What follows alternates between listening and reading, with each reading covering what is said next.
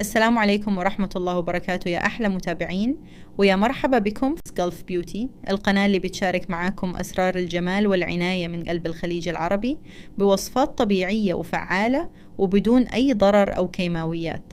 إذا كنت من الناس اللي يضايقون من الشيب أو من لون الشعر اللي صار باهت، أو حتى لو شعرك يتساقط وتعبان، فاليوم عندنا لك حل سهل وطبيعي بيغير حياتك. في هذا الفيديو بنعلمك كيف تسوي شامبو طبيعي يصبغ الشعر ويخليه أغمق ولماع ويعالج التساقط والشيب المبكر، وكل هذا ب3 مكونات فقط، وكلها طبيعية وآمنة 100%. لكن قبل نبدأ، إذا كنت أول مرة تزور قناتنا ما تنسى تضغط زر اللايك والسبسكرايب، لأن دعمكم هو اللي بيخلينا نستمر وننزل وصفات أكثر. خلونا نبدأ بالوصفة. المكونات ال3 السحرية: 1. قشور البصل. الناس وايد يعرفون عصير البصل لنمو الشعر، لكن قشوره فيها فوائد أكثر. قشور البصل تحتوي على مادة اسمها كويرسيتين، وهي صبغة طبيعية قوية تساعد على تغميق الشعر مع كل استخدام، غير إنها تمنع تساقط الشعر وتقوي الجذور وتحسن الدورة الدموية في فروة الرأس وتقلل القشرة والحكة. 2. حبة البركة الكلونجي، نسميها بعد السوادق، وفي ناس يسمونها البذور المباركة، وهي فعلا تستاهل هالاسم. تحتوي على مادة اسمها ثايموكينون، وهي مضادة للأكسدة وتمنع الشيب المبكر وتساعد على تقوية الشعر وتحفيز نموه، تخلي شعرك أثقل وأقوى وتحميه من التلف. 3. بودرة التريفالا. التريفالا عبارة عن خليط من 3 فواكه هندية تقليدية: الأملا، الهاريتاكي، والبيهيتاكي. هالثلاثة يعملون مع بعض كبلسم طبيعي يرطب الشعر، يحافظ على لونه، ويمنع الشيب من جذوره. تعطي لمعة وقوة وكثافة طبيعية وتوازن فروة الرأس. طريقة التحضير: خذ قشور البصل وحمصها على نار هادية في مقلاة بدون زيت. حمصها لين يصير لونها بني غامق أو أسود، لكن لا تحرقها. خلك يقظ وحركها باستمرار. كل ما كانت محمصة صح، كل ما أعطتك لون أقوى وفوايد أكثر. بعدين أضف حبة البركة وحمصها شوي لين تطلع ريحتها الزكية مثل الجوز، هاي علامة إنها بدأت تطلع الزيوت المفيدة. بعدها أضف بودرة التريفالا وقلب كل المكونات مع بعض، خلي الخليط كله ياخد لون غامق وطبيعي. بعد ما تبرد المكونات حطها في خلاط أو مطحنة واطحنها لين تصير بودرة ناعمة جدا، لونها يكون أسود أو بني داكن.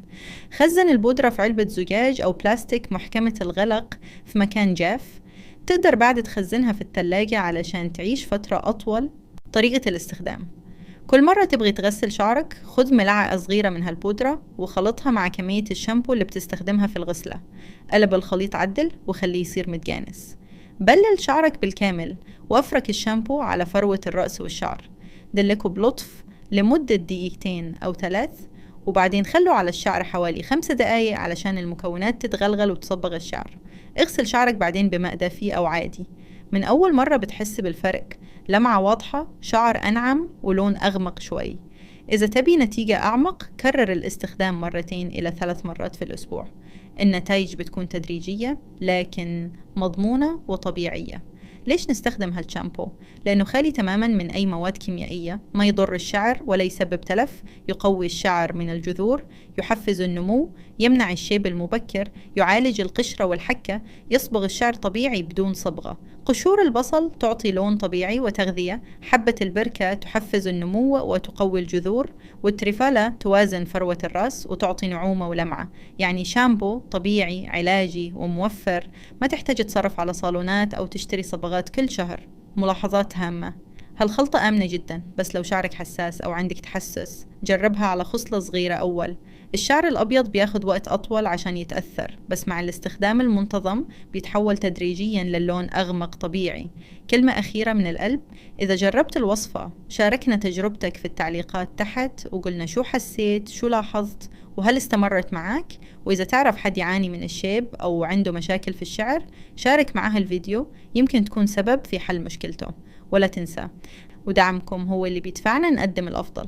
اضغط زر الإعجاب واشترك في القناة وفعل الجرس علشان توصلك الفيديوهات الجديدة. خلك دايما طبيعي، خلك جميل، وخلي شعرك يعبر عنك. نشوفكم إن شاء الله في فيديو ثاني مع وصفة جديدة من وصفات الجمال الطبيعي. الله يحفظكم ويعطيكم الصحة والجمال. مع السلامة، ومع تحياتي من فريق فيس جلف بيوتي.